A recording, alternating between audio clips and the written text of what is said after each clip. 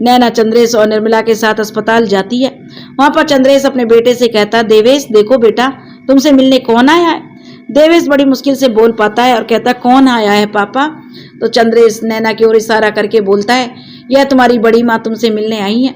नैना देवेश के पास जाते और उसके सर पर हाथ रखकर कहते, कैसे हो बेटा। देवेश रोते हुए बोला, कैसा होऊंगा बड़ी माँ, बस मौत का इंतजार कर रहा हूँ, लेकिन आप इतने सालों बाद मुझसे मिलने आई हैं, क्या मैं आपको पहले याद नहीं आया। नैना कहने लगी, मैं तो हमेशा आपको याद करती थी बेटा, बस मिलने नहीं आ पाई, लेकिन अब मैं आ गई हूं ना, तो अब आप देख रहे बिल्कुल ठीक हो जाओगे आप, और आज के बाद से ऐसी निराशावादी बातें मत करना, तुम्हें ठीक होना होगा हम सबके लिए। देवेश बोला, मैं तो चाहता हूँ ठीक होना बड़ी माँ, लेकिन क्या मेरे चाहने से मैं ठीक हो सकता हूँ। नैना बोली, बेटा तन की बीमारी को दूर करने के लिए मन को मजबूत रखना आवश्यक है। तुम्हें अपने मन में हमेशा यह सोचना होगा कि तुम्हें ठीक होना है, तुम ठीक होकर रहोगे, फिर देखना तुम जरूर ठीक हो जाओगे। और फिर डॉक्टर साहब तुम्हारा इलाज तो कर ही रहे हैं, लेकिन इलाज तुम पर पूरी तरह काम करे, उसके लिए तुम्हारा विल पावर स्ट्रांग होना बहुत जरूरी है। तुम इस वक्त कमजोर नहीं पड़ सकते। कोई भी नकारात्मक बातें अपने मन में मत लाओ बेटा, और अच्छा सोचो, तुम बिल्कुल ठीक हो जाओगे मेरे बच्चे। उसी वक्त धीरज आ गए और बोले, बिल्कुल सही कह रही है तुमसे नैना, तुम्हें ना अपनी विल पावर को मजबूत रखना होगा बेटा। किसी भी दवा का असर तभी होगा जब मन में दृढ़ संकल्प हो, तभी हम ठीक हो सकते हैं। क्योंकि उसी समय डॉक्टर धीरज उसका चेकअप करने आए। देवेश बोला, तुम बहुत जल्दी ठीक हो जाओगे देवेश। डॉक्टर धीरज कहने लगे, बिल्कुल फिक्र मत करो। रात को जब डॉक्टर धीरज घर आए तब उन्हें पता चला निर्मला और चंद्रेश नैना की ससुराल के लोग हैं, यही है जिन्होंने नैना को घर से बाहर निकाला था। उन दोनों की कहानी तो वो सविता से सुन चुके थे। सविता ने उन्हें बताया था नैना के ससुराल वालों ने उस पर लाछन लगाकर उसे घर से बाहर निकाल दिया था, लेकिन आज उन्हें सामने देखकर उन्हें भी हैरानी हुई। डॉक्टर धीरज कहने लगे, नैना सच ही कहा गया है, दुनिया गोल है, घूम फिर कर लोग मिल ही जाते हैं। अब देखो ना, तुमने कभी सोचा भी नहीं होगा निर्मला और चंद्रेश इस हालत में तुम्हारे सामने आएंगे। नैना बोली, हाँ सच कहा आपने, मैं तो सोच भी नहीं सकती थी इन लोगों से मेरी मुलाकात कभी होगी, और वह भी इन हालातों में। मुझे देवेश के लिए बहुत बुरा लग रहा है। निर्मला दीदी और चंद्रेश मुझसे लगातार माफी मांग रहे हैं, मैंने तो उन्हें कब का माफ कर दिया है। जब अपनी ही किस्मत खराब हो तो किसी से क्या शिकायत करना। धीरज बोला, बात तो तुम्हारी सही है नैना, लेकिन तुम बहुत महान हो जो तुमने उन्हें माफ कर दिया, वरना ऐसे लोग माफी के लायक नहीं होते। इन लोगों की वजह से ही सिवाय आज थोड़ा उदास है, परेशान है। नैना बोली, हाँ मैंने उसे समझाने की कोशिश की है, लेकिन अभी वह मेरी बात सुनने को तैयार नहीं है, लेकिन समझ जाएगा, प्रिया उसे समझा देगी। सिवाय की चिंता मुझे नहीं है, वह तो समझ ही जाएगा। मुझे चिंता तो देवेश की है, कैसी तबीयत है उसकी, मतलब कोई खतरा तो नहीं है ना। धीरज बोला, कैंसर एक जानलेवा बीमारी होती है नैना, और देवेश का कैंसर 3rd स्टेज में है। मैं कोशिश कर रहा हूँ, लेकिन मुझे नहीं लगता कि यहाँ कुछ बात बन पाएगी। मैं झूठा दिलासा तुम्हें नहीं देना चाहता, इसलिए कह रहा हूँ कोई उम्मीद मत रखना, कुछ भी हो सकता है। नैना घबराती हुई बोली, ऐसा मत कहिए, एक माँ बाप की उम्मीद जुड़ी हुई है आपसे, और अब तो आप जान चुके हैं कि मेरा भी रिश्ता है उनसे। किसी भी हाल में देवेश को बचाना होगा, वरना निर्मला दीदी और चंद्रेश भैया टूट जाएंगे। अगर आप देवेश को बचा पाए तो हम पर बहुत बड़ा उपकार होगा। डॉक्टर धीरज बोले, उसे बचाना मेरा फर्ज है नैना, उपकार की कोई बात नहीं, लेकिन जो सच था मैंने तुम्हें वही कहा। पर तुम चिंता मत करो, अगर बात तुम्हारी है, तुम्हारे परिवार की है, तो मैं उसके लिए कुछ भी सोचता हूँ। अगले दिन डॉक्टर धीरज नैना से बोले, नैना देवेश का इलाज यहाँ से ज्यादा अच्छे तरीके से अमेरिका में हो सकता है, वहां जाकर वह बिल्कुल ठीक होकर वापस लौट आएगा। इस बात की 90% गारंटी है, लेकिन उसमें खर्चा बहुत आएगा। क्या निर्मला और चंद्रेश के पास पैसे हैं खर्च करने के लिए। उसी समय पर निर्मला अंदर आई और बोली, पैसों की चिंता आप बिल्कुल ना करें डॉक्टर साहब, हमारे पास जो कुछ भी हम सब कुछ लगा देंगे अपने बेटे की जान बचाने के लिए, लेकिन किसी भी तरह मेरे बेटे को बचा लीजिए डॉक्टर साहब। चंद्रेश भी आकर बोला, डॉक्टर साहब हमारे पास जो भी जमीन जायदाद है सब बेच देंगे, हम सिर्फ नैना के हक का जो है वही रहने देंगे। नैना बोली, नहीं चंद्रेश भैया, अब मुझे वहां के किसी भी चीज से कोई मतलब नहीं है। देवेश को बचाने के लिए मेरे हिस्से की जमीन जायदाद बेचना पड़े तो बेच दीजिए, देवेश को कुछ नहीं होना चाहिए। चंद्रेश बोला, नैना तुम सचमुच बहुत महान हो, तुम्हारा जैसा इंसान इस दुनिया में मिलना मुश्किल है। हम ही पापी थे जो तुम्हें समझ नहीं पाए। डॉक्टर साहब हमसे जितना हो सके हम पैसों का इंतजाम कर लेंगे, आप बस मेरे बेटे को बचा लीजिए। डॉक्टर धीरज कहते हैं, देखिए जमीन जायदाद तो बेचने में तो वक्त लगेगा और आपको उसके लिए वापस अपने गांव भी जाना पड़ेगा, इसलिए पैसों का इंतजाम मैं कर देता हूँ और आपके अमेरिका जाने का इंतजाम भी मैं कर दूंगा। जब देवेश ठीक हो जाए तब आप मुझे मेरे पैसे लौटा दीजिएगा। बात नैना की है, इसलिए मैं आपकी मदद करने को तैयार हूँ, क्यों नैना के एक बहुत बड़े एहसान है मुझ पर। नैना बोली, आप ऐसा कहकर मुझे शर्मिंदा न करें डॉक्टर साहब, मैंने कोई एहसान नहीं किया, उल्टा आपने मुझे सहारा देकर मुझ पर एहसान किया है।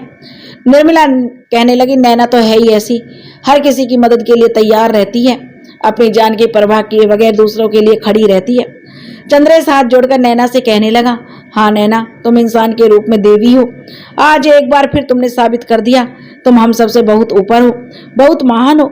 मेरे बेटे की जान बचाने की कोशिश तुम कर रही हो, उसके लिए धन्यवाद बहुत छोटा शब्द होगा। मैं तुम्हारा यह एहसान जिंदगी भर नहीं भूलूंगा नैना।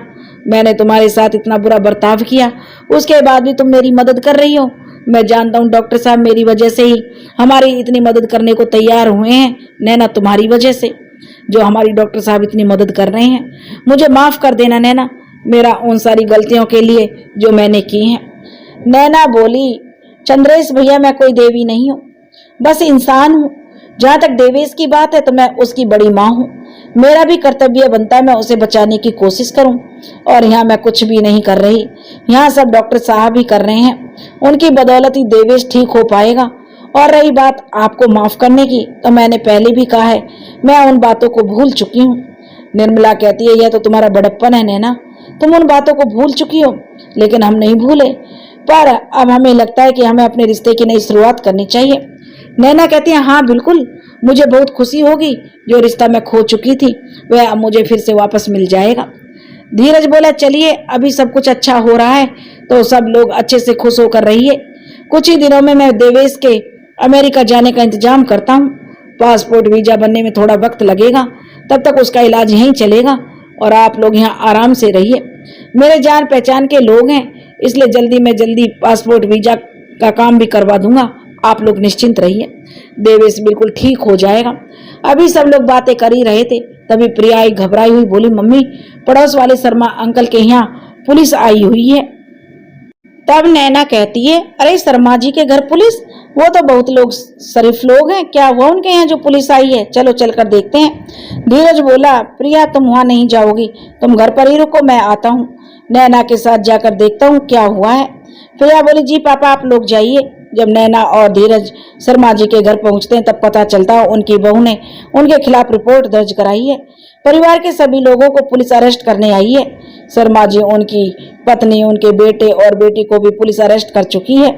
नैना को देखते ही शर्मा जी की पत्नी रोने लगी, बोली, हमने कुछ नहीं किया नैना, हम पर झूठा इल्जाम लगाया गया है। नैना बहन, आप तो हमें इतने सालों से जानती हैं, क्या कभी हमने किसी के साथ भी गलत व्यवहार किया है? अपनी बहू के साथ जो करेंगे।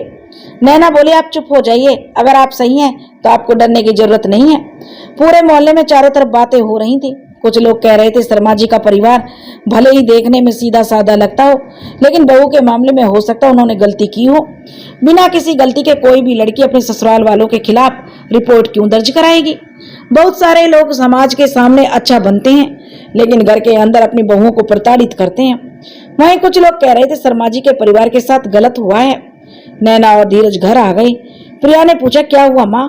तब नैना ने कहा, शर्मा जी की बहू ने उन लोगों पर आरोप लगाया है कि वे लोग उसे प्रताड़ित करते हैं। प्रिया आश्चर्य से बोली, उनकी बहू ने उन पर ऐसा इल्जाम लगाया? लेकिन वो लोग तो बहुत ही शरीफ लोग हैं, अंकल आंटी और उनका बेटा भी बहुत ही अच्छे लोग हैं और अपनी बहू का तो बहुत अच्छे से रखते हैं, किसी प्रकार की कोई बंदिश नहीं है उस पर। नैना बोली, वही तो समझ नहीं आ रहा, आखिर क्या बात है? वो लोग तो अपनी बहू को बेटी मानते हैं, फिर अचानक ऐसा क्या हुआ? धीरज बोला, जरूरी नहीं कि जो शरीफ दिखते हैं वो शरीफ हो। दुनिया के सामने, समाज के सामने अच्छे बनने वाले लोग ज्यादातर मामलों में उतने ही खराब होते हैं। हो सकता है यहाँ भी कुछ ऐसा ही हुआ हो। लोगों को दिखाने के लिए वह अपनी बहू के साथ अच्छे से पेश आते होंगे, लेकिन घर के अंदर अपनी बहू पर जुल्म होता होगा, तभी तो उसने इतना बड़ा कदम उठाया। नैना बोली, हो सकता है, आजकल कुछ भी कहना बड़ा मुश्किल है, लेकिन जितना मैं जानती हूँ उन लोगों को, उस हिसाब से तो मुझे ऐसा बिल्कुल नहीं लगता कि वो लोग अपनी बहू को प्रताड़ित करेंगे। अगर ऐसा होगा भी तो कम से कम उनका बेटा तो अपनी पत्नी का साथ देगा, उनके घर में किसी चीज की कमी नहीं है। अच्छे पैसे वाले लोग हैं, घर में नौकर चाकर हैं, किस बात की तकलीफ है जो अपनी बहू को तकलीफ देंगे। प्रिया बोली, हाँ माँ, बात तो आपकी सही है, लेकिन इस बात को भी अनदेखा नहीं किया जा सकता। दुनिया में बहुत से लोग ऐसे होते हैं जो दिखते कुछ हैं और होते कुछ हैं। धीरज बोला, चलो सच्चाई का पता चल ही जाएगा, अभी ऐसा बात करने का कोई फायदा नहीं है। कुछ दिनों बाद प्रिया ने आकर नैना से कहा, माँ आपने सुना शर्मा जी के यहाँ क्या हुआ? नैना बोली, नहीं तो मुझे तो कुछ पता नहीं चला, क्या हुआ, कुछ पता चला? प्रिया बोली, माँ बहुत ही आश्चर्यजनक बात हुई। आपको पता, कोर्ट में जाकर उनकी बहू की माँ ने बयान दे दिया है कि उनकी बेटी बहुत गलत बोल रही है। उसके ससुराल वाले उसे बिल्कुल भी तकलीफ नहीं देते, वो लोग तो उसे बेटी की समान समझते हैं। नैना आश्चर्य से बोली, क्या बहू की माँ ऐसा बयान दिया है? प्रिया बोली, हाँ माँ, न सिर्फ ऐसा बयान दिया बल्कि उन्होंने बताया कि उनकी बेटी का अफेयर किसी और लड़के के साथ था, जिसके कारण शर्मा जी का परिवार बहुत परेशान था। वो लोग उसे समझा बुझा रहे थे कि उस लड़के का साथ छोड़ दे, लेकिन ये तलाक की मांग कर रही थी। उनके बेटे ने उसे तलाक देने से इनकार कर दिया क्योंकि उसका एक छोटा बच्चा भी था, इसलिए बच्चे की खातिर वे नहीं चाहते थे कि तलाक हो। इसलिए जिद में आकर उनकी बहू ने अपने ससुराल वालों के साथ ऐसा किया। मुझे तो पहले ही लगता कि दाल में कुछ काला है, क्योंकि मैंने अक्सर देखा शर्मा आंटी को अपनी बहू का ख्याल रखते हुए। नैना सर पर हाथ रखकर सोफे पर बैठते हुए बोली, क्या जमाना आ गया है, शादीशुदा औरत होकर, एक बच्चे की माँ होकर किसी और से अफेयर। इतना अच्छा परिवार, इतना अच्छा पति छोड़कर ऐसा क्यों करना चाहती थी उसकी बहू? उन लोगों ने उनके साथ कितना कुछ किया, उसकी पढ़ाई पूरी करवाई, पढ़ाई के दौरान उसका कितना ख्याल रखा। उन लोगों ने बच्चे की सारी जिम्मेदारी, घर की सारी जिम्मेदारी उन लोगों ने अपने ऊपर ले ली ताकि बहू अपने जीवन में आगे बढ़ सके। और आज उसे सफलता मिल गई तो वह अपने परिवार को छोड़ने को तैयार हो गई। कहाँ चली गई है इंसानियत, कहाँ खो गए हैं मानवीय मूल्य? आजकल की घटनाओं को देखकर ऐसा लगता है जैसे हम आगे बढ़कर भी पीछे की ओर जा रहे हैं। किस्मत से लोगों को इतना अच्छा परिवार, इतना अच्छा पति मिलता है और ये सब को ठुकरा कर जाना चाहती हैं।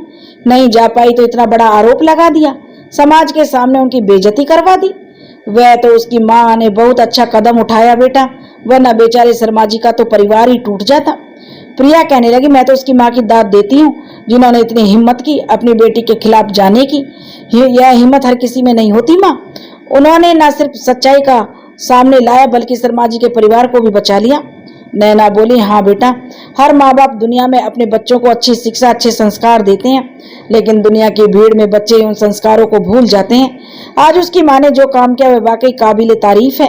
उसने साबित कर दिया कि जब बात गलत और सही की हो तो सच और झूठ की हो तो सिर्फ सच का साथ देना चाहिए, चाहे इसके लिए हमें अपनों के विरुद्ध जाना क्यों ना पड़े। उनके इस कदम से शर्मा जी का परिवार बाल बाल बच गया, वरना ना जाने कितने दिनों तक उन्हें जेल में रहना पड़ता। उसी समय सिवाय फोन पर बात करता हुआ घबराया हुआ अपने कमरे से निकलता हुआ बोला, मैं आ रहा हूँ, अभी आ रहा हूँ, चिंता मत करो, तुम्हें कुछ नहीं होगा, मैं तुम्हें कुछ नहीं होने दूंगा। कहते हुए तेजी से सिवाय घर से निकल गया। शिवा को इतना घबराया हुआ जाते देखकर प्रिया उसके पीछे पीछे बाहर गई और बोली, क्या हुआ शिवाय, तुम इतने घबराए हुए क्यों हो? शिवा बाइक पर बैठकर घबराया हुआ बोला, दीदी शिवानी की जान खतरे में है, मैं उसे बचाने जा रहा हूँ। प्रिया कुछ और पूछ पाती उससे पहले ही वह चला गया। नैना भी प्रिया के पीछे पीछे आ गई और उसने जब सुना बोली, क्या हो गया शिवानी को, यह शिवाय क्या कह रहा था? प्रिया घबराते हुए बोली, पता नहीं माँ, कह रहा था शिवानी की जान खतरे में, उसे बचाने गया है, मैं भी उसके पीछे जाती हूँ। तभी चंद्रेश ने आकर कहा, तुम्हें जाने की जरूरत नहीं है प्रिया, मैं जा रहा हूँ, उसके पीछे ज्यादा दूर नहीं गया होगा, देखता हूँ। चंद्रेश शिवाय का पीछा करते करते ऐसी जगह पहुंच गए जहाँ कोई भी नहीं था, बिल्कुल सुनसान सी जगह थी। चंद्रेश शिवाय से कुछ ही दूर पीछे छुपकर खड़े थे, क्योंकि शिवाय उन्हें पसंद नहीं करता था, इसलिए उन्होंने सोचा अगर उसने देख लिया तो उसकी मदद लेने को बिल्कुल तैयार नहीं होगा। चंद्रेश ने देखा शिवाय किसी को फोन पर कर रहा था, तभी उसके पीछे किसी ने हमला करने की कोशिश की। वक्त पर पहुंचकर चंद्रेश ने शिवाय को धक्का देते हुए दूर किया और डंडे का वार चंद्रेश पर हो गया। शिवाय कुछ समझ पाता उससे पहले उस लड़के ने शिवाय के ऊपर हमला करना शुरू कर दिया।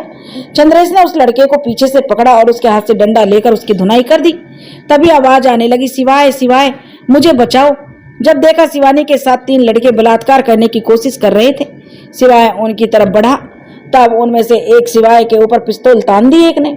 शिवाय के कदम वहीं थम गए। वह लड़का शिवाय से कह रहा था, अब इस लड़की को कोई नहीं बचा सकता, पहले इसका रेप करेंगे फिर इसकी जान ले लेंगे। हमें ना करने चली थी ना तेरे जैसे चूजे के लिए हमें ठुकरा रही थी। अब बताऊंगा हमें ठुकराने का मतलब क्या होता है। और तू चिंता मत कर, तुझे भी इसके पास पहुंचा देंगे। अकेला कैसे रहेगा तू इसके बिना। सिवाय गुस्से में बोला, उसे छोड़ दो, उसे कुछ भी नहीं होना चाहिए, वरना मैं तुम लोगों की जान ले लूंगा। उस लड़के ने हंसते हुए कहा, उफ क्या प्यार है, उसे बचाने की छोड़, फिलहाल अपनी जान तो बचा ले। मेरी एक गोली से तेरी जान जा सकती है और तू हमें मारने की बात कर रहा है। इन दोनों के बीच बातचीत चली रही थी। तब चंद्रेश ने मौका देखकर उस लड़के के हाथ से डंडे से वार किया, जिसके हाथ में पिस्तौल था। उसके हाथ से पिस्तौल छूट गई। जैसे ही उसके हाथ से पिस्तौल नीचे गिरा, शिवाय ने पिस्तौल अपने हाथ में ले ली और फिर बोला, अब चुपचाप शिवानी को छोड़ दे, वरना मैं तुम सबकी जान ले लूंगा। लड़के ने कहा, हमारी जान लेना इतना आसान नहीं है, तुम्हारी मौत तुम्हारे सर पर खड़ी है। सिवाय कुछ समझ पाता तभी पीछे से दूसरे लड़के ने उसकी गर्दन को पकड़ लिया और उसके हाथ को मोड़कर पिस्तौल उसके हाथ से ले ली। इसी बीच चंद्रेश शिवानी तक पहुंच गया और वहां जो दो लड़के थे उनकी डंडे से धुनाई कर दी और उनके पास जो पिस्तौल थी उसे अपने हाथ में ले लिया और उन दोनों को घसीटते हुए सामने लेकर आया और बोला, शिवाय को छोड़ दो, वरना इन दोनों की जान ले लूंगा। किसी गलतफहमी में मत रहना, मैं पहले भी खून कर चुका हूँ, कहो तो अभी तुम लोगों को नमूना दिखाता हूँ। कहकर उसने गोली चला दी। गोली जाकर उस लड़के के पैर को छूती हुई निकल गई, जिसने शिवाय को पकड़ा हुआ था। गोली पास में लगते ही वह नीचे गिर पड़ा। फिर शिवाय और चंद्रेश ने मिलकर सब लड़कों की अच्छी खासी धुनाई कर दी और उन्हें पुलिस के हवाले कर दिया। शिवानी ने आकर चंद्रेश से कहा, आपका बहुत बहुत धन्यवाद अंकल, आपने समय पर आकर हमारी जान बचा ली। चंद्रेश शिवानी के सर पर प्यार से हाथ रखते हुए बोला, बेटा धन्यवाद की कोई जरूरत नहीं है, मैं शिवाय का चाचा हूँ, इसलिए तुम लोगों को बचाना मेरा फर्ज था। शिवाय चंद्रेश के पैर छूते हुए बोला, चाचा जी मुझे माफ कर दीजिए, मैंने आप लोगों के साथ बहुत बदतमीजी की थी। आज अगर आप समय पर यहाँ नहीं आए होते तो मैं अकेला कुछ नहीं कर पाता। चंद्रेश ने उसे गले लगाते हुए कहा, नहीं बेटा, तुमने कोई बदतमीजी नहीं की थी, तुमने जो भी कहा था सही कहा था, तुम्हारा गुस्सा बिल्कुल वाजिब था, लेकिन अब मुझे माफ कर दो। शिवाय बोला, ऐसा मत कहिए चाचा जी, अब पुरानी बातों को हम छोड़ देते हैं। उधर नैना और प्रिया बहुत परेशान थी, उन्हें शिवाय की चिंता हो रही थी। नैना प्रिया से बोली, प्रिया मुझे बहुत घबराहट हो रही है बेटा, अभी तक शिवाय और चंद्रेश घर नहीं आए। तभी चंद्रेश, शिवाय और शिवानी घर के अंदर दाखिल हुए। उन्हें देखकर प्रिया ने कहा, लो आ गए मम्मी। और नैना दौड़कर शिवाय के पास गई और बोली, बेटा तू ठीक तो है ना? शिवानी तू कैसी है बेटी, तू ठीक तो है ना? शिवाय बोला, हम सब लोग ठीक है माँ, लेकिन हम लोगों के ठीक होने की वजह चाचा जी हैं। अगर आज चाचा जी वहाँ नहीं होते तो मैं अकेला कुछ नहीं कर पाता, उन्होंने हम दोनों की जान बचाई है। नैना शिवाय के मुंह से चंद्रेश के लिए चाचा जी शब्द सुनकर खुश होते हुए बोली, बुरा हुआ है तो अच्छा भी हुआ है चंद्रेश भैया, बहुत बहुत धन्यवाद आपका मेरे बच्चों को बचाने के लिए। चंद्रेश बोला, धन्यवाद कैसा नैना, शिवाय सिर्फ मेरा भतीजा ही नहीं मेरा बेटा भी जैसा है और शिवाय के दोस्त भी मेरे बेटी की समान है। नैना बोली, बेटा शिवानी सब कैसे हुआ, तुम इतनी बड़ी मुसीबत में कैसे पड़ गई?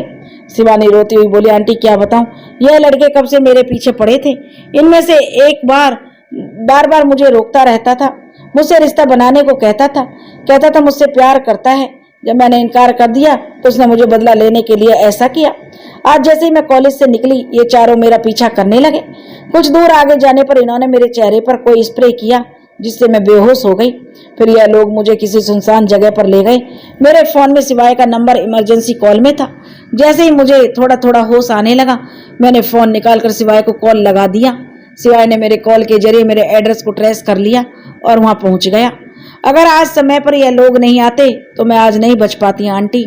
नैना बोली, बड़ी अजीब सी बात है, लोग प्यार करने के दावे करते हैं लेकिन प्यार करते नहीं। प्यार करते हैं तो सामने वाले की इच्छा अनिच्छा का भी सम्मान करते हैं। चलो भगवान का शुक्र है कि तुम ठीक हो। शिवाय चंद्रेश से बोला, चाचा जी मैं अपने भाई से मिलना चाहता हूँ, मैं आपके साथ चलूंगा देवेश से मिलने। चंद्रेश बोला, जरूर बेटा, तुम्हारे भाई को तुमसे मिलकर बहुत खुशी होगी। शिवा चंद्रेश के साथ हॉस्पिटल गया। चंद्रेश ने डॉक्टर धीरज से कहा, शिवा अपने भाई देवेश से मिलना चाहता है डॉक्टर साहब। धीरज ने शिवा की ओर देखा और फिर कहा, जरूर, एक भाई को एक भाई से मिलने से कौन रोक सकता है। तुम जा सकते हो बेटा और मिल सकते हो जाकर देवेश से। चंद्रेश और शिवाय देवेश के पास गए। चंद्रेश ने देवेश की ओर देखकर कहा, बेटा देखो आज तुमसे मिलने कौन आया है, छोटा भाई आया है, कुछ ही महीनों का छोटा है लेकिन है तो छोटा ही। देवेश एकदम से उठकर बैठ गया। उसने शिवा की ओर देखकर कहा, मेरा भाई, मेरा छोटा भाई। चंद्रेश बोला, हाँ तुम्हारा भाई, तुम्हारा छोटा भाई सिवाय तुम्हारी बड़ी माँ का बेटा। देवेश रोते हुए बोला, इतने दिन कहाँ था मेरा भाई? अब जिंदगी के चंद दिन बचे हैं, तब मुझसे मिलने आ रहा है। क्या हम गले मिल सकते हैं पापा? गले मिलने से कहीं इसे मेरी बीमारी तो नहीं लग जाएगी? चंद्रेश कुछ बोलते उससे पहले ही शिवा देवेश के गले लग गया और बोला, नहीं भाई, आपके गले लगने से मुझे कुछ नहीं होगा। मैं बहुत खुश हूँ, आज मुझे मेरा एक भाई मिल गया। कितने सालों तक हम एक दूसरे से अलग थे, लेकिन आज आपके गले मिलकर ऐसा लग रहा है जैसे सालों की दूरियां एक बार में खत्म हो गईं। देवेश की आंखों में भी आंसू बह रहे थे। उसने शिवा को कसकर पकड़ा हुआ था। वह बड़ी मुश्किल से बोल पाया, मेरे भाई, तूने आने में बहुत देर कर दी। शिवा रोता हुआ बोला, कोई बात नहीं भाई, जब आप ठीक हो जाएंगे तब हम बहुत सारा वक्त एक साथ बिताएंगे। देवेश उदास होकर बोला, वक्त ही तो नहीं है मेरे पास मेरे भाई। शिवाय बोला, ऐसा मत बोल भाई, आप ठीक हो जाओगे। आप इलाज के लिए अमेरिका जाने वाले हो और वहां से कुछ ही महीनों में आप बिल्कुल ठीक होकर आएंगे। हम सब आपका इंतजार करेंगे।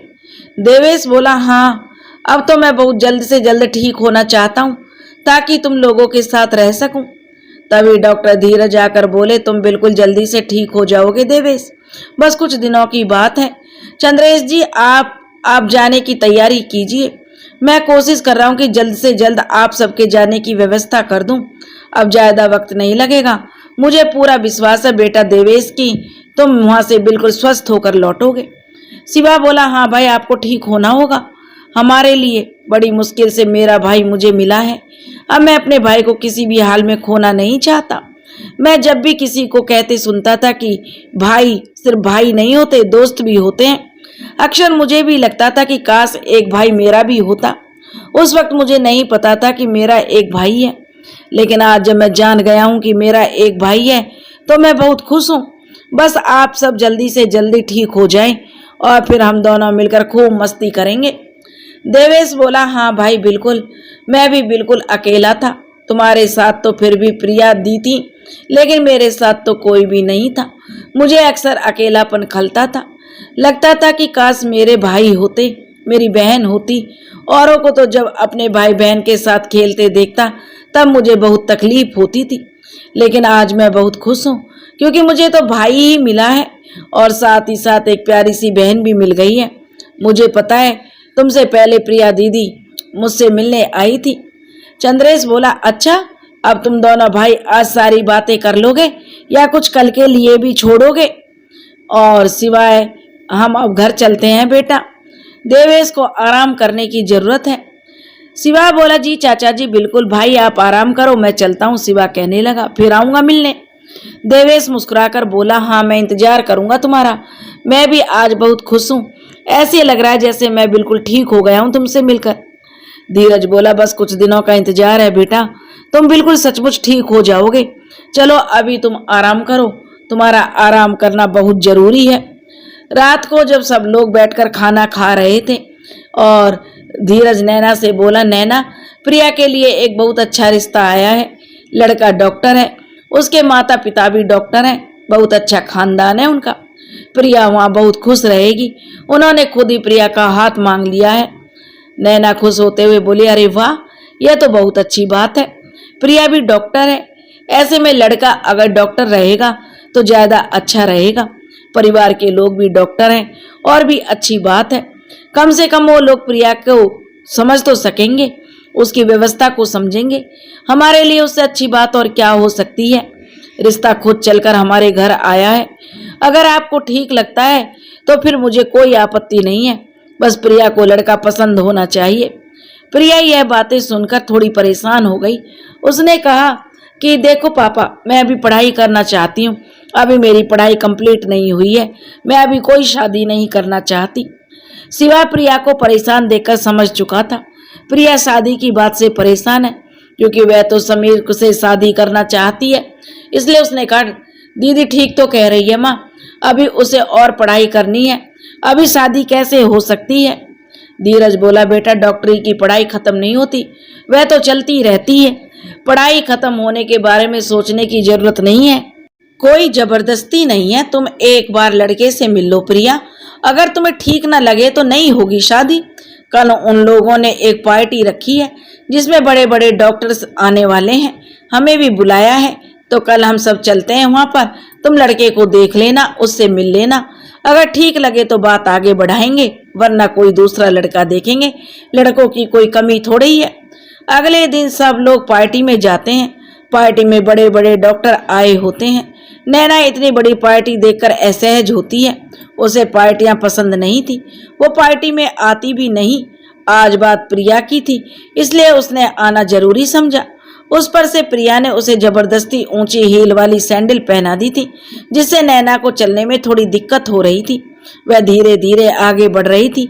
जैसे ही कुछ दूर आगे बढ़ी, उसका पैर वहां लगे कारपेट में फंस गया और वो गिरने ही वाली थी कि किसी ने उसका हाथ पकड़कर उसे संभाला।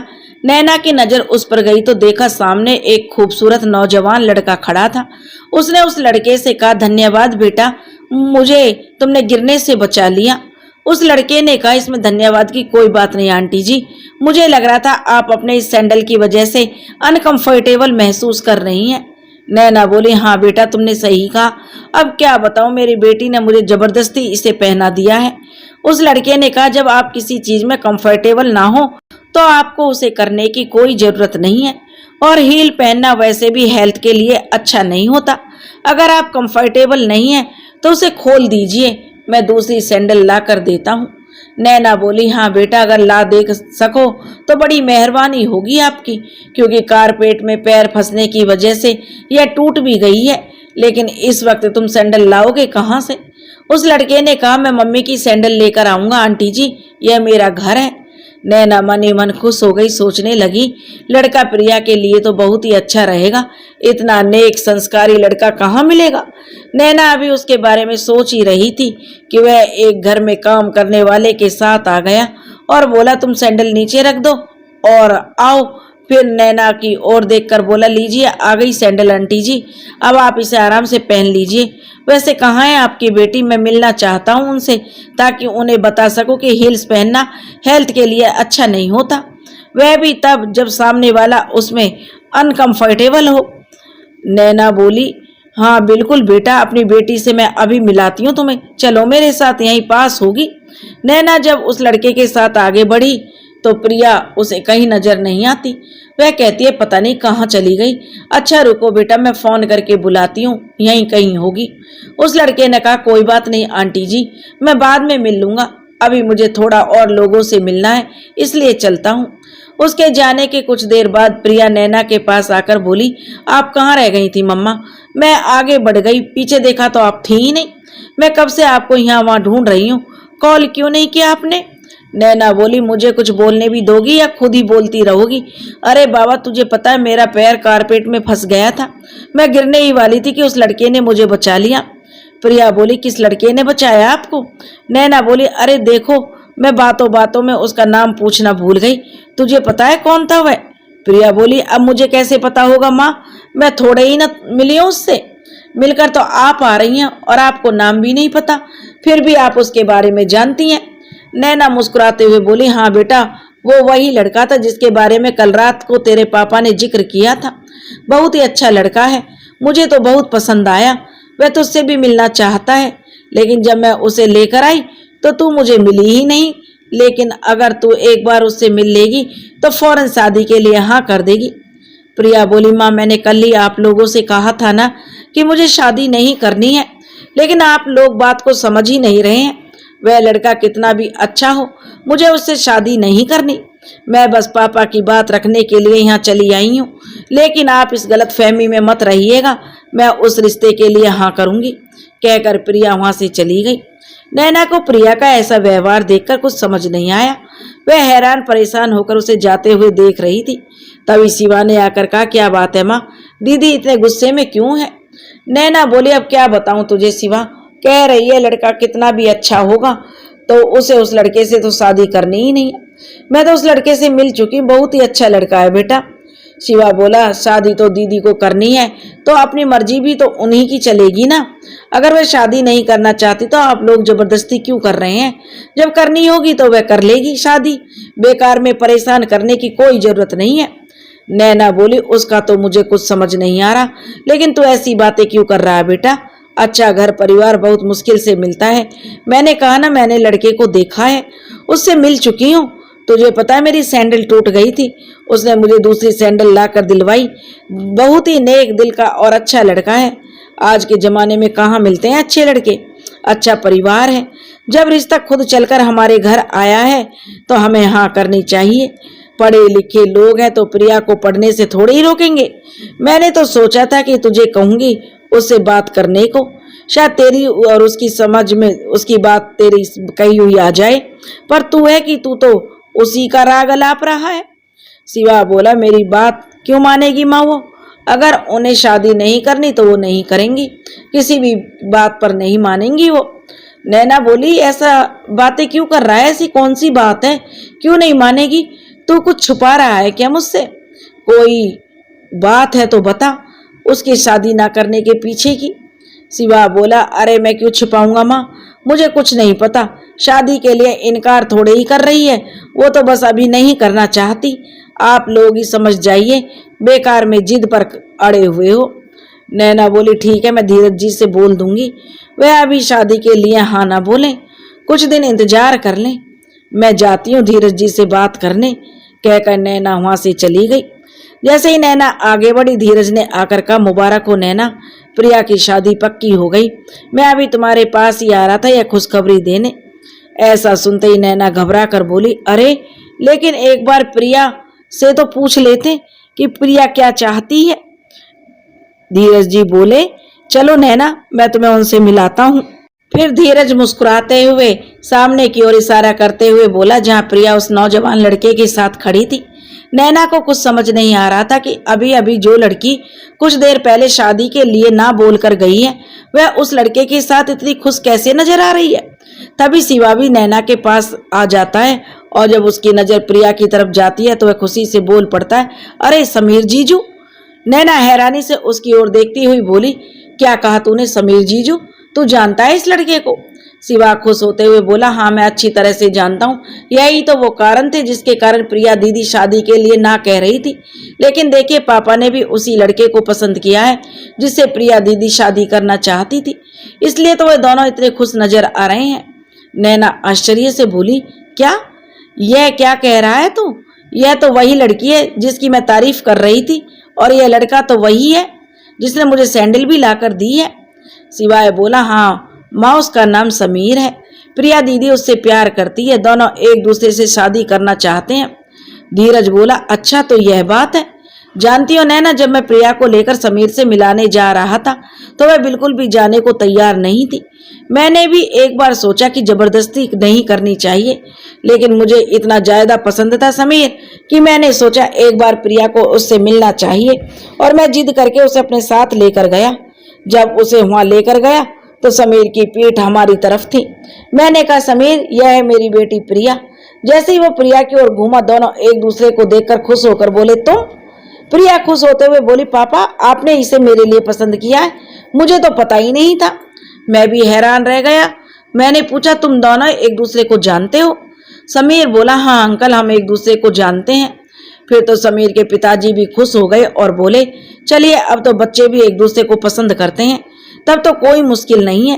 अब हम लोग धूमधाम से बच्चों की शादी करेंगे। नैना खुश होते हुए बोली, यह तो बहुत खुशी की बात है।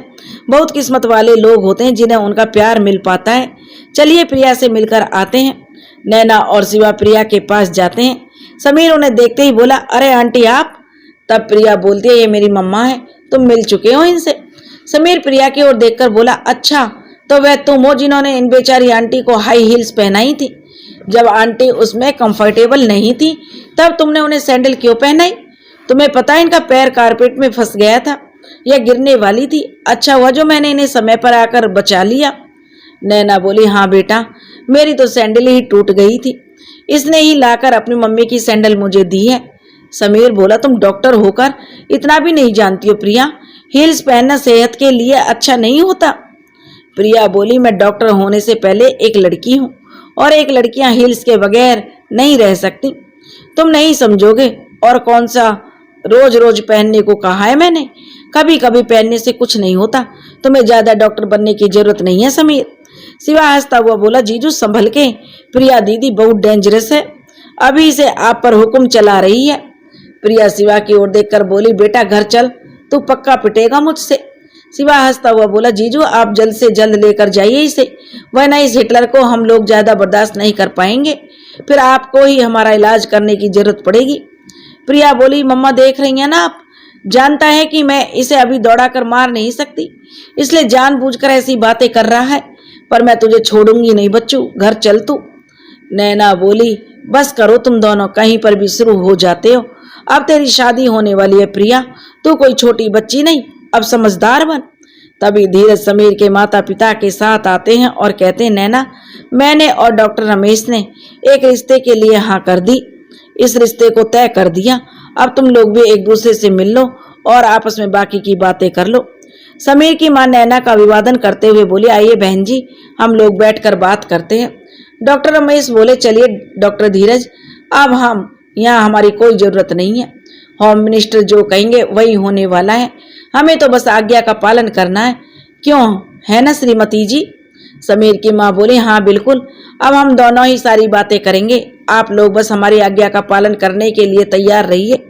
डॉक्टर रमेश बोला, चलिए डॉक्टर धीरज, हमने नहीं सोचा था कि इतनी जल्दी समीर और प्रिया एक दूसरे को पसंद कर लेंगे, लेकिन अच्छा है हमारा काम जल्दी खत्म हो गया।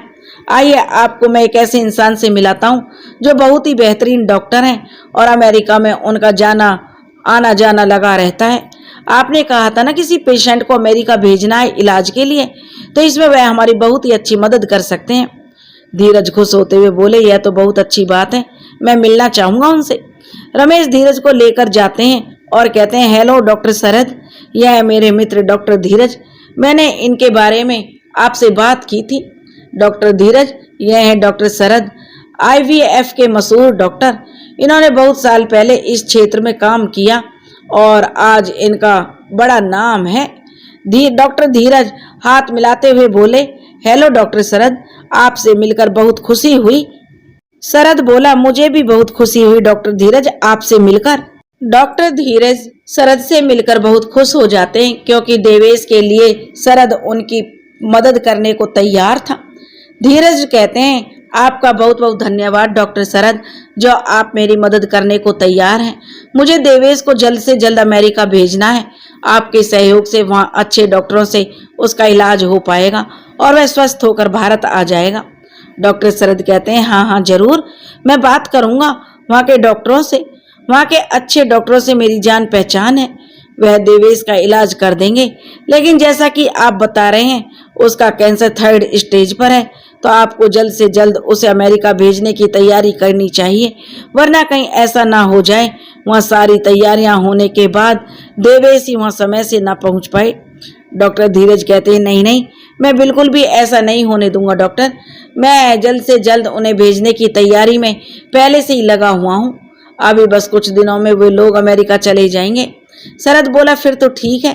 तभी डॉक्टर रमेश आते हैं और कहते हैं, क्या डॉक्टर शरद, सिर्फ ड्रिंक से ही पेट भरना है आपको? अभी तक तो आपने कुछ लिया भी नहीं, खाने का इरादा है कि नहीं आपका? वैसे ज्यादा ड्रिंक सेहत के लिए अच्छी नहीं होती, आपको तो बताने की जरूरत नहीं है, हम डॉक्टर हैं तो हमें पता है यह सब सेहत के लिए कितनी हानिकारक होती हैं। डॉक्टर शरद हंसते हुए बोला, डॉक्टर साहब, सलाह मरीजों के लिए होती है, डॉक्टरों के लिए नहीं। वैसे मैं मजाक कर रहा था, मुझे पता है ज्यादा ड्रिंक करना अच्छी बात नहीं है, लेकिन क्या करूं, अब तो यही मेरी साथी है, इसके बिना तो अब दिल ही नहीं लगता। डॉक्टर धीरज बोले, आपकी बातों से ऐसे लग रहा है मुझे कि आप बाहर से तो काफी खुश दिखाई दे रहे हैं, लेकिन अंदर से कहीं दुखों का तूफान चल रहा है, बहुत दर्द छुपा है आपके अंदर, कहीं ऐसा तो नहीं कि प्यार में गहरी चोट खाई है आपने? डॉक्टर शरद बोला, अरे नहीं नहीं, मैं इन सब बातों पर भरोसा नहीं करता, ऐसी कोई बात नहीं है, मैं बिल्कुल ठीक हूँ, बहुत खुश हूँ अपनी जिंदगी में। इधर डॉक्टर शरद और धीरज अपनी बातों में मशगूल थे, उधर नैना इस बात से बिल्कुल बेखबर थी कि शरद उसके काफी नजदीक है। समीर की माँ के साथ शादी की तैयारियों की बात करने में नैना मशगूल थी। प्रिया और समीर एक दूसरे के साथ अपने आने वाले जीवन की योजना बना रहे थे। दोनों के लिए आज बहुत ही खुशी का दिन था, दोनों एक दूसरे के साथ बहुत खुश नजर आ रहे थे। शिवा अकेला एक कोने में खड़े होकर शिवानी की यादों में खोया हुआ था। अचानक शिवा ने जब नजरें उठाई तो ऐसा लगा जैसे सामने शिवानी है। अगले ही पल जब उसने देखा तो वहां कोई नहीं था। उसे लगा शायद यह उसे वहम हुआ है। शिवा वहां से लॉन में चला गया और एक जगह बैठकर अपने मोबाइल में शिवानी की तस्वीर देखने लगा। तस्वीर देखते देखते उसे एक बार फिर ऐसा लगा जैसे उसने शिवानी को देखा। उसने अपने सर पर हल्की सी चपत लगाते हुए अपने आप से बोला, मैं भी ना बिल्कुल पागल हो गया हूँ शिवानी के प्यार में। जब देखो तब उसे याद करता रहता हूँ, जिसके कारण मुझे वो यहाँ वहाँ जगह जगह दिखाई दे रही है। तभी उसके कानों में आवाज आई, शिवा। वह फिर अपने आप से बोला, लो अभी तक तो दिखाई दे रही थी, अब तो उसकी आवाज भी मुझे सुनाई देने लग रही है। लगता है सचमुच पागल हो जाऊंगा मैं इस लड़की के चक्कर में। तभी फिर से आवाज आई, शिवा। इस बार आवाज बिल्कुल करीब से आई। उसने पीछे पलट कर देखा तो सामने शिवानी खड़ी थी। उसने अपनी आंखों पर विश्वास नहीं किया। उसने उसे छूते हुए कहा, तुम सचमुच में हो या मुझे वहम हुआ है? शिवानी मुस्कुराते हुए बोली, नहीं बाबा, मैं सचमुच में हूँ। मुझे प्रिया दीदी ने यहाँ बुलाया है। तभी प्रिया हंसकर आती हुई बोली, एक बार फिर से ठीक से इसे छू कर देख और कंफर्म कर ले, वरना कहीं फिर से गायब हो गई तो तेरे लिए बड़ी मुश्किल हो जाएगी। शिवाय मुस्कुराते हुए बोला, अच्छा तो यह सब आपने किया है, आपकी शरारत है दीदी। तभी तो मैं कहूँ मुझे शिवानी यहाँ वहाँ क्यों दिखाई दे रही है। वैसे अभी झगड़ा करने का मूड नहीं है मेरा, इसलिए अभी मैं आपको थैंक यू बोलता हूँ और शिवानी को यहाँ बुलाने के लिए। प्रिया बोली, चल बड़ा आया थैंक यू बोलने वाला, कैसे नहीं बुलाती। मुझे पता था मेरा भाई मेरी होने वाली भाभी को बहुत ज्यादा याद कर रहा है। शिवाय शर्माते हुए बोला, क्या दीदी कुछ भी बोला करती हो। प्रिया हंसती हुई बोली, चल चल शर्माने की जरूरत नहीं है, बड़ा आया शर्माने वाला, मुझे पता है सब कुछ। अब मैं तुम दोनों को ज्यादा डिस्टर्ब नहीं करूंगी, चलती हूँ।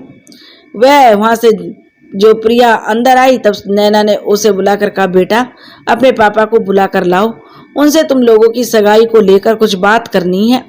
शरद और धीरज अपनी बातों में मशगूल थे। तभी प्रिया वहां आई और बोली, पापा मम्मा आपको बुला रही हैं। धीरज बोला, एक्सक्यूज मी, और बोलकर वहां से चला गया। जैसे ही वह थोड़ा आगे बढ़े, नैना उनकी ओर आ रही थी।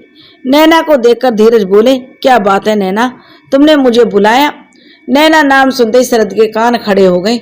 उसने सामने की ओर देखा जहां धीरज खड़े थे, लेकिन धीरज की पीठ शरद की ओर थी और धीरज के सामने कौन था नजर नहीं आ रहा था। शरद इधर उधर देखने की कोशिश कर रहा था, लेकिन उसे कुछ नजर नहीं आ रहा था। फिर उसने सोचा, नैना यहाँ कैसे हो सकती है, उसका ससुराल तो कानपुर में है, यह तो हैदराबाद में होने का तो कोई सवाल ही नहीं उठता, और वह भी डॉक्टर धीरज के साथ तो बिल्कुल भी नहीं। नैना नाम की और भी तो बहुत सारी औरतें होंगी दुनिया में, जरूरी नहीं कि हर नैना मेरी ही नैना हो। कमबख्त याद जाती ही नहीं उसकी। कितने साल हो गए लेकिन आज भी दिल में उसकी यादें जमा हैं। कितनी कोशिश करता हूँ उसे भुलाने की, लेकिन हर कोशिश नाकाम हो जाती है। कितनी कोशिश करता हूँ उससे नफरत करने की, लेकिन चाहकर भी नहीं कर पाता। उसने मेरी जिंदगी बर्बाद कर दी, लेकिन किस्मत तो देखो उसकी, इतना होने के बाद भी मैं आज उसे याद कर रहा हूँ। लगता है उसे उसकी यादें मेरी जिंदगी के साथ ही मिटेंगी। वैसे तो वह मेरे दिल से उसकी याद जाने की नहीं है। इधर शरद नैना को याद कर रहा था, उधर नैना धीरज के साथ प्रिया की शादी की बातें करने में व्यस्त थी। इस बात से बिल्कुल अनजान की शरद उसके इतने करीब है और उसे याद करने में लग रहा है। इधर नैना और धीरज डॉक्टर रमेश और उनकी पत्नी के साथ प्रिया और समीर की सगाई के बारे में बातें कर रहे थे। नैना बोली, अब जब बच्चों ने एक दूसरे को पसंद कर लिया है तो हमें भी यह रिश्ता मंजूर है, और फिर हमें अब इन दोनों की सगाई भी जल्द कर देनी चाहिए। डॉक्टर रमेश बोले, हाँ बिल्कुल सही कह रही हैं आप, सगाई और शादी के बीच में थोड़ा अंतर रहने से शादी की तैयारियां करने का समय मिल जाएगा। तुम क्या कहती हो? अपनी पत्नी की ओर देखते हुए डॉक्टर रमेश ने कहा। तो उनकी पत्नी बोली, हाँ सही कह रही हैं नैना बहन, मैं कल ही पंडित जी को बुलाकर सगाई की तारीख पक्की करवाती हूँ। डॉक्टर रमेश कहते हैं, मैं तो सोच रहा था आज इसी पार्टी में इन दोनों के रिश्ते की अनाउंसमेंट कर दूं। डॉक्टर धीरज बोले, बिना बच्चों से पूछे ऐसा नहीं किया जा सकता, एक बार उनसे बात कर लीजिए, फिर अगर उन्हें कोई ऐतराज नहीं है तो हमें भी कोई ऐतराज नहीं है। प्रिया और समीर को वहां बुलाया जाता है और उनसे पूछा जाता है क्या उनकी शादी की अनाउंसमेंट इसी पार्टी में कर दी जाए। तब प्रिया बोली, नहीं अंकल, अभी नहीं, इस पार्टी को ऐसे ही चलने दीजिए।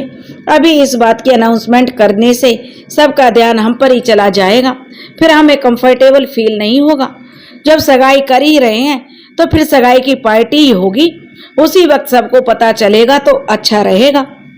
समीर बोला, हाँ पापा, प्रिया बिल्कुल ठीक कह रही है, अभी रहने देते हैं। आप लोग सगाई की तारीख पक्की कर लीजिए और फिर हम जल्दी सगाई कर लेते हैं। डॉक्टर रमेश मुस्कुराते हुए बोले, बिल्कुल सही जा रहे हो बरखुरदार। देख रहे हैं डॉक्टर धीरज जी, बेटा अभी से समझ चुका है कि जिंदगी में खुश रहना है तो पत्नी की हाँ में हाँ मिलाना जरूरी है। समीर शर्माते हुए बोला, क्या पापा आप भी? मैं तो बस। डॉक्टर रमेश बोला, अरे रहने दे बेटा, मुझे सफाई देने की कोई जरूरत नहीं है, मैं सब जानता हूँ। इतने सालों से तेरी माँ की गुलामी कर रहा हूँ, तभी तो इतना खुश नजर आता हूँ। डॉक्टर रमेश की बात सुनकर सब लोग हंसने लगते हैं। फिर नैना ने कहा, तो फिर ठीक है, जब सगाई की डेट पंडित जी बता देंगे तब आप लोग हमें बता देना, उसी हिसाब से हम लोग सगाई की तैयारियां कर लेंगे। डॉक्टर रमेश ने डॉक्टर धीरज से कहा, चलिए डॉक्टर धीरज, बात तो हो गई, अब मैं थोड़ा मेहमानों को देखता हूँ, आप भी आइए। डॉक्टर धीरज बोला, आप चलिए, मैं आता हूँ, मुझे नैना से कुछ बातें करनी है। धीरज बोला, नैना, एक बहुत अच्छी बात हुई है यहाँ पर, तुम्हें पता है अब हमें देवेश की चिंता नहीं करनी पड़ेगी। यहाँ एक बहुत बड़े डॉक्टर आए हैं जिनका अमेरिका में आना जाना लगा रहता है, उनकी मदद से हमें वहाँ देवेश के लिए अच्छे डॉक्टर और अच्छे इलाज की सुविधा मिल जाएगी। नैना बोली, यह तो बहुत अच्छी बात है, देवेश जल्द से जल्द ठीक हो जाए, इससे ज्यादा हमें और क्या चाहिए। कौन है वो डॉक्टर? बहुत भले आदमी लगते हैं, हमारी इतनी मदद करने के लिए तैयार हैं। डॉक्टर धीरज बोले, हाँ बहुत ही अच्छे हैं, उनका नाम डॉक्टर। तभी डॉक्टर रमेश की आवाज आती है, अरे कहाँ रह गए डॉक्टर धीरज, आप सब लोग आपको ढूंढ रहे हैं, जल्दी आइए, घर जाकर जितनी बातें करनी है कर लीजिएगा। नैना बोली, आप जाइए, वो लोग आपको बुला रहे हैं। डॉक्टर धीरज डॉक्टर रमेश के पास चले जाते हैं। डॉक्टर रमेश डॉक्टर धीरज से जो कहते हैं कि देखिए डॉक्टर धीरज, मैं बाकी मेहमानों को देख रहा हूँ, आप जाकर जरा डॉक्टर शरद को देख लीजिए और उनसे जो आपकी बातें जो करनी है कर लो, देवेश के इलाज के लिए तो सारी बातें ठीक से कर लीजिएगा और उन्हें खाना खाने को भी बोलना, वरना वह बिना खाए ही चले जाएंगे। यहाँ वह दिखाई नहीं दे रहे, जरूर ड्रिंक कॉर्नर पर वह बैठे होंगे। डॉक्टर धीरज बोले, डॉक्टर रमेश आप फिक्र मत कीजिए, मैं देखता हूँ। डॉक्टर धीरज ड्रिंक कॉर्नर के पास जाता है तो वहाँ शरद को बैठे हुए देखता है। शरद नैना को याद करता हुआ आंसुओं में डूबा हुआ था। जैसे ही उसकी नजर डॉक्टर धीरज पर जाती है, फौरन अपने आंसुओं को पोंछता हुआ बोला, देखे ना, आंख में कुछ कचरा चला गया था, तब से निकालने की कोशिश कर रहा हूँ लेकिन निकल नहीं रहा, इसलिए आंख से लगातार पानी आ रहा है। डॉक्टर धीरज कहते हैं, मैं डॉक्टर हूँ शरद जी, आंसू और पानी में फर्क होता है, मुझे पता है। मुझे पहले भी आपकी बातों से लगा कि आपके दिल में गहरे जख्म है। देखिए, जख्म का इलाज ना किया जाए तो जख्म नासूर बन जाते हैं। अगर मन का बोझ किसी से बोलकर हल्का ना किया जाए तो इससे बचा जा सकता है। अब तो हम अच्छे दोस्त बन चुके हैं, आप चाहे तो मुझे बता सकते हैं आपके दिल में ऐसा कौन सा जख्म है जो नासूर बनने की स्थिति में आ चुका है। ऐसा लगता है जैसे प्यार में धोखा खाया है आपने। आप डॉक्टर जरूर हैं लेकिन वास्तव में दिल के मरीज हैं।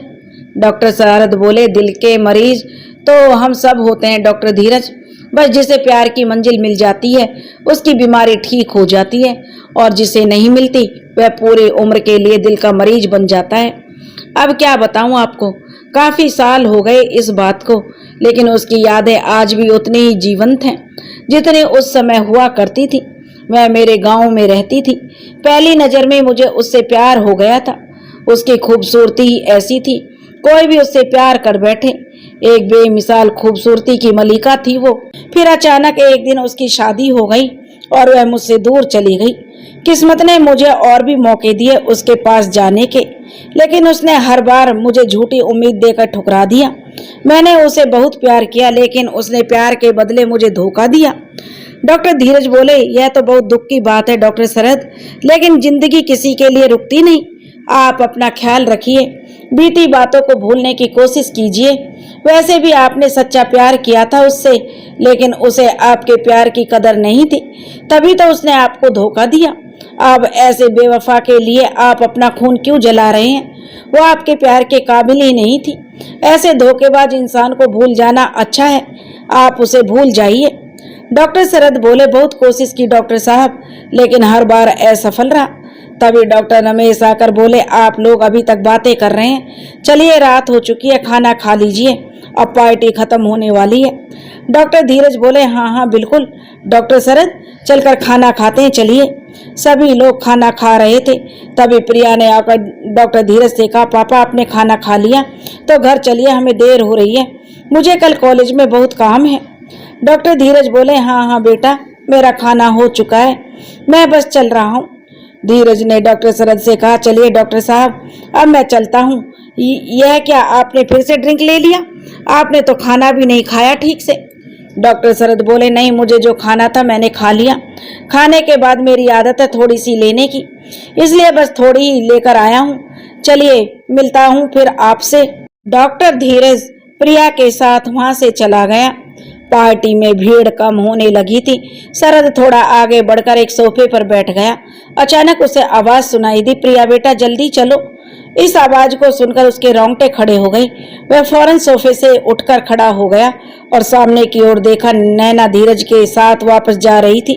उसने नैना को पीछे से देखा, लेकिन भली भांति पहचान गया वो नैना ही है।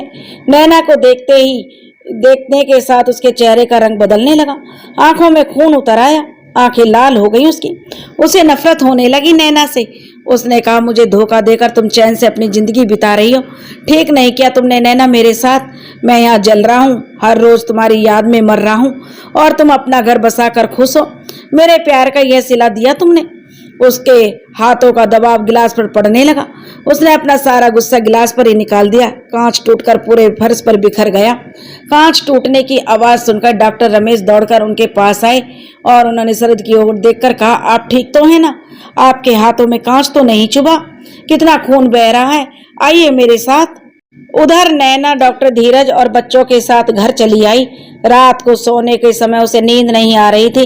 उसने सोचा, आज मुझे ऐसा क्यों लग रहा है कि पार्टी में जैसे शरद मेरे आसपास हो। पता नहीं क्यों उसकी याद भी आ रही है। याद तो उसे मैं हर दिन करती हूँ, लेकिन पार्टी में और अभी मुझे उसकी बहुत याद आ रही है। एक बार तो पार्टी में ऐसे लगा जैसे वह मेरे बहुत पास है, लेकिन जब मैंने पलटकर देखा तो वहाँ कोई नहीं था।